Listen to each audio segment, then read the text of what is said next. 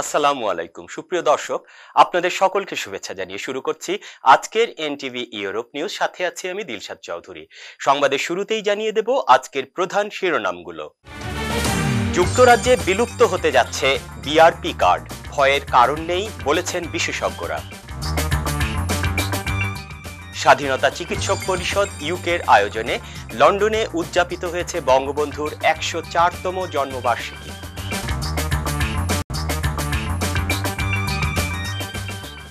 শুনছিলেন শিরোনাম, এবার বিস্তারিত। দর্শক, শুরুতে ব্রিটেন প্রসঙ্গ। যুক্তরাজ্যে বিলুপ্ত হতে যাচ্ছে বিআরপি কার্ড। এর ফলে দেশটিতে বসবাস করা কয়েক লাখ ব্যক্তি হারাবেন শারীরিক ইমিগ্রেশন ডকুমেন্টস প্রদর্শনের ক্ষমতা। এই পরিবর্তনে বিআরপি ছাড়া কিভাবে প্রমাণ করবেন আপনার বৈধ স্ট্যাটাস, তা নিয়ে জানাচ্ছেন আমাদের বিশেষ প্রতিনিধি রিয়াদ আহসান। বর্তমানে ইউকেতে বসবাসকারী নন ইইউ দেশগুলির ছাত্র, শ্রমিক, অভিবাসী এবং তাদের ডিপেন্ডেন্টদের বায়োমেট্রিক রেসিডেন্ট পারমিট কার্ড দেয়া হয়, যা দেশে তাদের অভিবাসন অবস্থার বৈধ প্রমাণ। আসছে 31শে ডিসেম্বর শেষ হতে যাচ্ছে বিআরপির বৈধতা, অর্থাৎ যেটি বায়োমেট্রিক রেসিডেন্স কার্ড বা বায়োমেট্রিক রেসিডেন্স পারমিট হিসেবে পরিচিত। তাহলে এরপরে কি হতে যাচ্ছে তা নিয়ে দুশ্চিন্তায় আছেন লক্ষ লক্ষ বাঙালি। একটা টেনশন, যেমন যাদের এই বিআরপি কার্ড আছে তাদের যদি এটা না থাকে তাদের অবশ্যই তার সমস্যা, তার অপোজিট একটা সরকারকে অবশ্যই এটা কোনো পেপার বা কোনো কিছু এটা ডকুমেন্ট তাদেরকে দিতে হবে, তাছাড়া তারা তো অবৈধ হয়ে যাবে। তাহলে যদি এটা সরকার করে এটা সবারই সুবিধা হইবে, আমরা তো এটাই চাই। যত এই দেশে আসছি থাকার জন্যই আসছি, আমরা দোয়া করি সবাই জানি আমরা থাকতে পারি এই দেশে, এই চিন্তা ভাবনা করেই আসছি, আর সরকার এটাই দেখবে ইনশাআল্লাহ।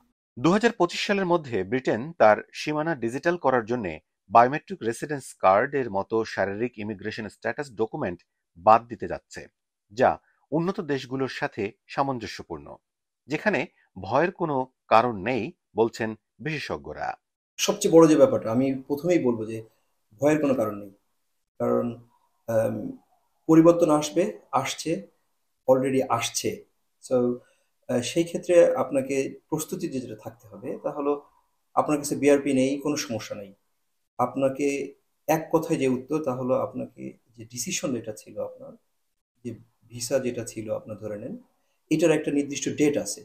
তো এই ডেট যদি 31 ডিসেম্বরের পরে হয়, সেক্ষেত্রে আপনি যখন যে ডিসিশনটা পেয়েছিলেন, এই ডিসিশনটার সাথে একটা লেটারও পেয়েছিলেন। ওই লেটারে নির্দিষ্ট করা আছে যে আপনার অ্যাকচুয়াল ভিসা কখন এক্সপায়ার হবে, এবং ডিসিশনের নিচের দিকে গেলে আপনি দেখতে পাবেন যে লেখা আছে আপনার অরি হওয়ার কোনো কারণ নেই, আপনাকে নির্দিষ্ট সময়ে বিগিনিং অফ ডিসেম্বর 2024 এর দিকে আপনাকে জানানো হবে। ইংল্যান্ড ও ওয়েলসের সিনিয়র কোর্টের সলিসিটর মাহফুজ ইসলামের মতে, দেশের বাইরে ভ্রমণের ক্ষেত্রে ই স্ট্যাটাসই জানান দেবে আপনার বিস্তারিত। আপনাকে যদি দেশের বাইরে যেতে হয় বা এই দেশের ভিতরে কোথাও প্রমাণ করতে হয় আপনার ইমিগ্রেশন স্ট্যাটাস, তার জন্য অনলাইন ব্যবস্থা আছে। সেটা আপনি খুবই সহজভাবে চেক করতে পারবেন। মেইন ওয়েবসাইট, যেটা গভর্নমেন্টের যে ওয়েবসাইট আছে, সেখানে চলে যাবেন আপনি। Very easy. একজন মানুষের একটু মোটামুটি কম্পিউটার জ্ঞান থাকলে এটা খুবই সহজভাবে নেওয়া সম্ভব। So prove your right to work অথবা প্রুভ ইউর ইমিগ্রেশন স্ট্যাটাসে গেলে আপনি আপনার যে স্ট্যাটাস আছে সেই স্ট্যাটাস অনুযায়ী আপনি আপনার যে ইমিগ্রেশন বা যে আইডেন্টিটি ডকুমেন্ট আপনি ইউজ করছেন ওইটার নাম্বার দিতে হবে, তারপরে আপনার ডেট অফ বার্থ দিতে হবে। অটোমেটিক আপনার ছবি সহ এই জিনিসটা চলে আসবে যে আপনি কতদিন আপনার ইমিগ্রেশন স্ট্যাটাস এই দেশে ভ্যালিড আছে। তো এখানে অনেকে অনেক নেগেটিভ কথা বলছেন, অনেকে ভয় পাচ্ছেন। আমার মনে হয় না যে এখানে ভয় পাওয়ার কোনো বিষয় আছে। তবে এই ব্যবস্থার মাধ্যমে কার্ডলেস বর্ডার কন্ট্রোলে আরো এক ধাপ এগোবে ব্রিটিশ সরকার। বিআরপি কার্ডের মেয়াদ আর থাকছে না 31শে ডিসেম্বরের পরে। তবে বিশেষজ্ঞরা বলছেন শেয়ার কোডের মাধ্যমে আপনি যে নোটিফিকেশন পেয়েছেন আপনার অনলাইনে, সেটির একটি প্রিন্ট কপি রাখার মাধ্যমে আপনি নিজেকে প্রমাণ করতে পারেন এদেশে আপনার বৈধতার মেয়াদ। সেক্ষেত্রে www.gov.uk এতে আপনি ব্রাউজ করে আপনার ইমিগ্রেশন স্ট্যাটাস নামিয়ে নিতে পারেন। Riyad Ahsan, NTV Europe, Westminster, London. 17 March Saint Patrick এবং আয়ারল্যান্ডে খ্রিস্টান ধর্ম আগমনের দিন হিসেবে পালন করে থাকেন আইরিশরা। এই দিনে তারা তাদের ইতিহাস, ঐতিহ্য ও সংস্কৃতি উদযাপন করে থাকেন। অন্য যে কোনো জাতীয় উৎসবের চেয়ে সেন্ট প্যাট্রিক দিবস অধিক হারে বিশ্বের বিভিন্ন দেশে অবস্থানরত আইরিশদের মধ্যে উদযাপিত হয়ে থাকে। আয়ারল্যান্ড থেকে আমাদের সহকর্মী সেলিম আলম জানান, প্রতিবারের মতো এবারও ডাবলিন সহ দেশটির বিভিন্ন প্রদেশে পাবলিক প্যারেড এবং উৎসব উদযাপিত হয়েছে। এদিন তারা শৈলী এবং সবুজ পোশাক বা শামরাক পরিধান করে তাদের সংস্কৃতির প্রদর্শনী করেন।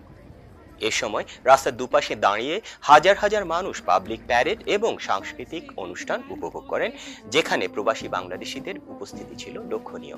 দর্শক, এবার কমিউনিটি প্রসঙ্গ।